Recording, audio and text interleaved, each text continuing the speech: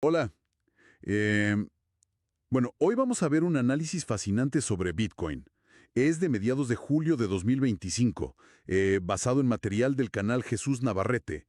Y lo curioso es que, bueno, justo después de tocar un nuevo récord histórico, el ambiente pues no era de celebración total, según esta fuente. Vamos a ver por qué. Exactamente. Fíjate, el 14 de julio de 2025, Bitcoin alcanza un pico, cerca de los $123,231. Uno pensaría, bueno, optimismo puro. No, Claro. pero el análisis de ese mismísimo día ya como que ponía el freno. Hablaba de volatilidad extrema y marcaba un nivel súper importante, $114,175. Lo llamaban el mínimo perfecto del mes. Vaya. ¿Sí? Y la advertencia era clara, ¿eh? Mucho cuidado con comprar por encima de ese nivel. Entiendo.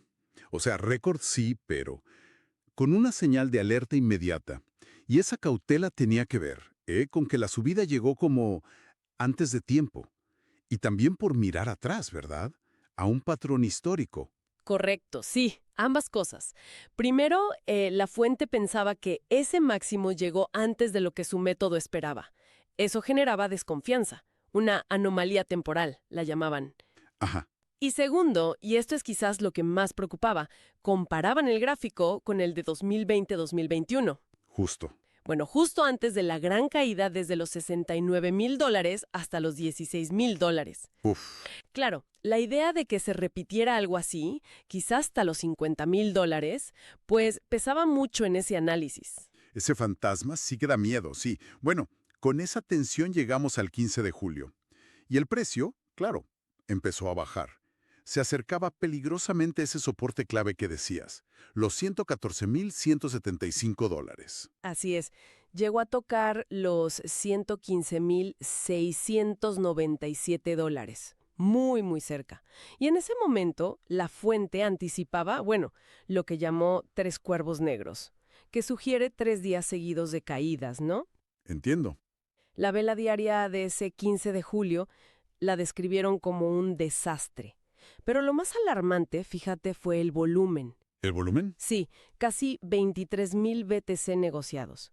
Y no lo interpretaron como compras fuertes, sino como un ataque de pánico. O sea, ventas masivas.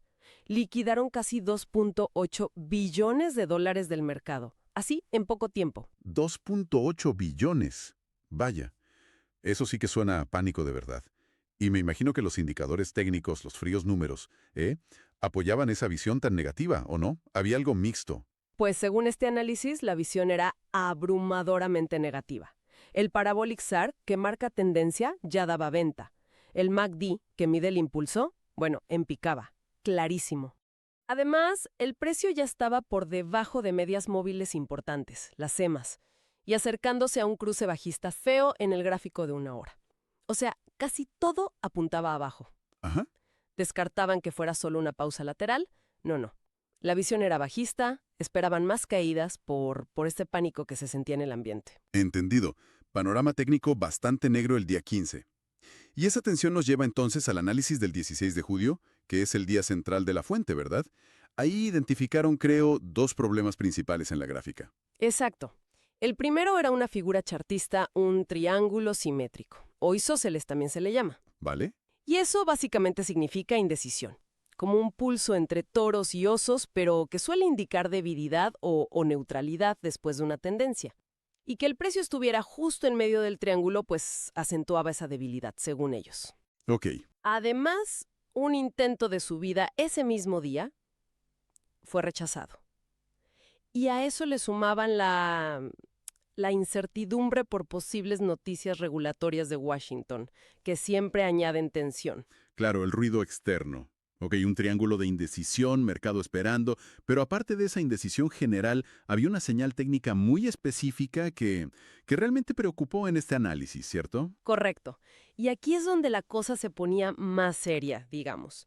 Detectaron una señal del Parabolic SAR que describieron como superanómala negativa. Superanómala. ¿Por qué tan grave? Pues porque apareció justo contra el máximo histórico reciente, el de $123,231. Para la fuente esto era una señal matemática muy potente. Sugería que las probabilidades estaban a favor de una bajada importante. Entiendo. Argumentaban que para revertir esa señal en concreto haría falta un impulso alcista muy fuerte. Lo calcularon en más de $6,000 desde donde estaba el precio. Vaya, entonces, el 16 de julio, según esta fuente, teníamos esta mezcla. Formación de indecisión, el triángulo, pero a la vez una señal técnica muy potente, el SAR, apuntando fuerte hacia abajo.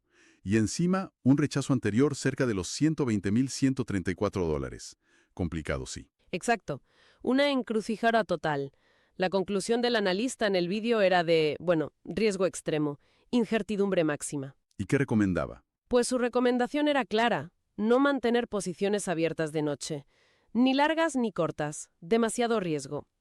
Se inclinaba un poco más a que el triángulo rompiera hacia abajo por el peso de señales como el SAR, pero reconocía que la indecisión era lo que dominaba en ese momento exacto. Vale. Y también insistía en no perder el nivel de la EMA 9 como soporte inmediato. Perderlo podía acelerar la caída. Entonces, resumiendo un poco lo que nos muestra este análisis particular, de mediados de julio de 2025. Bitcoin, justo después de un récord, estaba como atrapado, técnicamente. Sí. Una indecisión muy clara en el gráfico, pero bajo la sombra de señales bajistas muy específicas y potentes. Y todo esto, esperando noticias de fuera, de Washington. Y justamente esa mezcla de factores dejaba una pregunta en el aire al final del análisis original, ¿no? Con el precio ahí, en ese limbo técnico, con señales preocupantes y la sombra de eventos externos, ¿qué iba a ser lo que finalmente rompiera la balanza? Claro. ¿Sería un colapso técnico por el peso de los indicadores, una noticia regulatoria con impacto, o quizás algo totalmente inesperado? Esa era la gran incógnita que, según esta fuente, definía ese momento de tensión en el mercado. Una pregunta clave que quedaba abierta.